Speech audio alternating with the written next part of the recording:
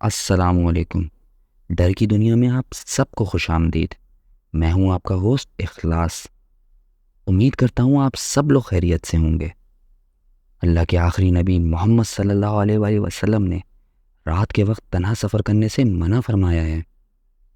بخاری شریف کی حدیث ہے جس کا مفہوم ہے کہ تنہا سفر کرنے کا نقصان جو مجھے بتایا گیا ہے اگر وہ تم لوگوں کو پتہ چل جائے تو تم میں سے کوئی بھی رات کو اکیلا سفر نہ کرے۔ میں نے کافی ٹائم سعودی عرب میں گزارا ہے اور سعودی عرب میں رات کا سفر کرنا اور لمبے طویل راستوں پر اکیلے نکل جانا ایک عام سی بات ہے، لیکن اس رات ہماری کمپنی کے ڈرائیور کے ساتھ جو ہوا وہ بہت ہی خوفناک تھا۔ یہ واقعہ اب میں آپ کو انہی کی زبانی سنانے لگا ہوں۔ میرا نام وقاص ہے اور میں ماسکو کمپنی میں پچھلے 10 سالوں سے ڈرائیور کی حیثیت سے جاب کر رہا تھا۔ یہ سن 2015 کی بات ہے۔ مجھے کمپنی کی طرف سے یہ آرڈر ملا کہ آپ کو ریاض سے ابہا جانا ہے، وہاں سے آپ ہمارے انجینئر اور ہماری ایک مشینری کو لے کر ریاض واپس آ جائیں۔ ریاض سے ابہا تک کا سفر لگ بھگ 1000 کلومیٹر کے قریب ہے اور تقریباً 11 سے 12 گھنٹے اس میں لگ جاتے ہیں۔ ریاض سے ابہا جانے کے 2 راستے ہیں، ایک وادی تواسر اور دوسرا بیشا سے۔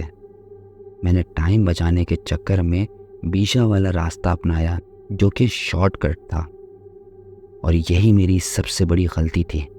مجھے معلوم ہی نہ تھا کہ جلدی کے چکر میں نے جس راستے کا انتخاب کیا ہے وہ میری زندگی کی سب سے بڑی بھول ہوگی۔ میں ریاض سے دن کے 2 بجے نکلا۔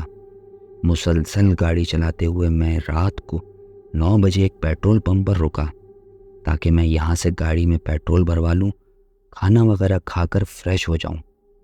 آگے کا راستہ وادیوں اور پہاڑوں کے درمیان کا تھا جہاں پر آپ گاڑی تیز رفتاری سے نہیں چلا سکتے اور آپ کو بہت محتاط رہنا پڑتا ہے کیونکہ ذرا سی بھی لاپرواہی جان لیوا ثابت ہو سکتی ہے۔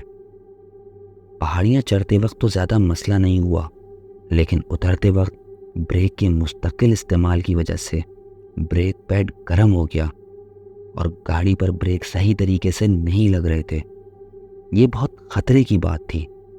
میں نے سوچا گاڑی کو سائڈ پر لگا کر تھوڑی دیر کھڑے ہوتے ہیں تاکہ بریک پیڈ ٹھنڈے ہو جائیں۔ میں نے گاڑی کو سائڈ پر روکا اور گاڑی سے باہر نکل کر کھڑا ہو گیا۔ رات کے اس وقت لگ بھگ 12 بج رہے تھے۔ سڑک پر سناٹا تھا، میرے دونوں طرف پہاڑ تھے اور سر پر کھلا آسمان۔ ایسی جگہ پر اکثر موبائل کے سگنل کام نہیں کرتے۔ میں یہی سوچ رہا تھا کہ جلد سے جلد اس جگہ سے نکلنا چاہیے۔ مجھے کھڑے ہوئے کوئی 10 منٹ ہی ہوئے تھے کہ ایسا لگا جیسے کسی نے پیچھے سے میرا نام لے کر پکارا ہو۔ میں نے مڑ کر دیکھا، میرے پیچھے کوئی نہیں تھا۔ میں نے گردن گھما کر دیکھا، چاروں طرف سناٹا تھا۔ میں نے اس کو اپنا وہم سمجھ کر اگنور کر دیا۔ تبھی اچانک مجھے پھر سے آواز آئی، وقاص۔ اس بار آواز مجھے صاف سنائی دی۔ مڑ کر دوبارہ اچھے طریقے سے دیکھا، دور تک نہ آدم نہ آدم زاد۔ خوف کی ایک لہر میرے اندر تک دوڑ گئی۔ میرا دل زور زور سے دھڑکنا شروع ہو گیا۔ میں نے جلدی سے گاڑی کا دروازہ کھولا، اس کے اندر بیٹھ کے گاڑی کو سٹارٹ کر کے وہاں سے نکلا۔ باوجود اس کے کہ بریک پیڈ صحیح طریقے سے کام نہیں کر رہے تھے، لیکن میں اس وقت اتنا ڈر گیا تھا کہ مجھ سے وہاں کھڑا نہیں ہوا گیا۔ میں وہاں سے نکلا ہی تھا کہ بارش شروع ہو گئی۔ تیز بارش میں گاڑی چلانا ایسے راستے پر ویسے ہی خطرناک ہوتا ہے، اور سونے پہ سہاگا، بریک بھی صحیح کام نہ کر رہے ہوں۔ لیکن ان 2 آوازوں کی وجہ سے میں اتنا ڈر گیا تھا کہ میری کچھ سمجھ میں نہیں آیا۔ ابھی 5 منٹ ہی ہوئے تھے کہ مجھے پھر سے آواز آئی، وقاص۔ اس بار یہ آواز گاڑی کے اندر سے آئی تھی۔ میں نے گھبرا کر مڑ کر دیکھا، پچھلی سیٹ پر ایک عورت سفید کپڑوں میں بیٹھی ہوئی تھی۔ اس کو دیکھ کر میں نے ایک زوردار چیخ ماری۔ میرے ہاتھ اسٹیئرنگ پر سے ہٹ گئے، گاڑی بے قابو ہو کر روڈ سے نیچے اتر گئی۔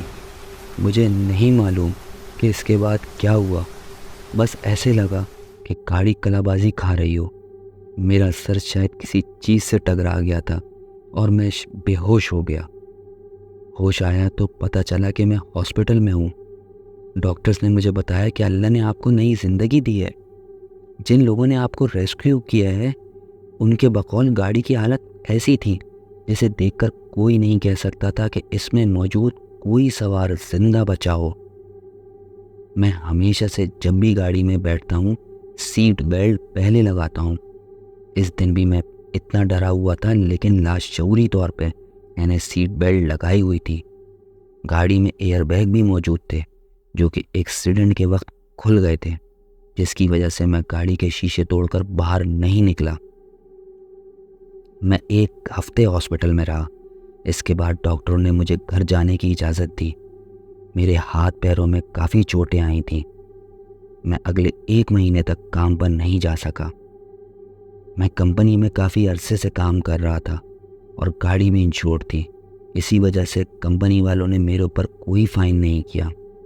میں نے بہت عرصے تک یہ بات سب سے چھپا کر رکھی تھی کہ اس رات آخر ہوا کیا تھا۔ سب کو میں نے یہی بتایا کہ بارش کی وجہ سے گاڑی سلپ ہو گئی، حالانکہ اصلیت تو میں ہی جانتا تھا کہ وہ چڑیل جو کہ عورت کے روپ میں میرے پیچھے لگی ہوئی تھی، اس نے کوئی کسر نہیں چھوڑی تھی کہ میں زندہ یہاں سے نکل پاؤں۔ دوستوں، اس واقعے سے ہمیں یہ سبق ملتا ہے کہ کبھی بھی جلد بازی میں غلط فیصلے نہیں کرنے چاہیے، خاص طور پر سفر کے دوران۔ اللہ کے نبی محمد صلی اللہ علیہ وآلہ وسلم کی ہدایت پر عمل کرنا چاہیے، اور رات کے وقت اکیلے سفر کرنے سے حتی الامکان گریز کرنا چاہیے۔ ہمیشہ احتیاطی تدابیر اختیار کریں، سیٹ بیلٹ باندھیں، سفر کی دعا ضرور پڑھیں۔ یاد رکھیں، زندگی ایک انمول نعمت ہے، اس کی قدر کریں۔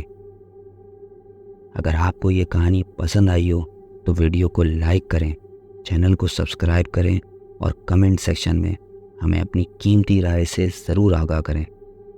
آپ کے ساتھ بھی اگر کوئی ایسا یا اس جیسا واقعہ پیش آیا ہو تو دیے گئے نمبر پر میرے ساتھ رابطہ کریں۔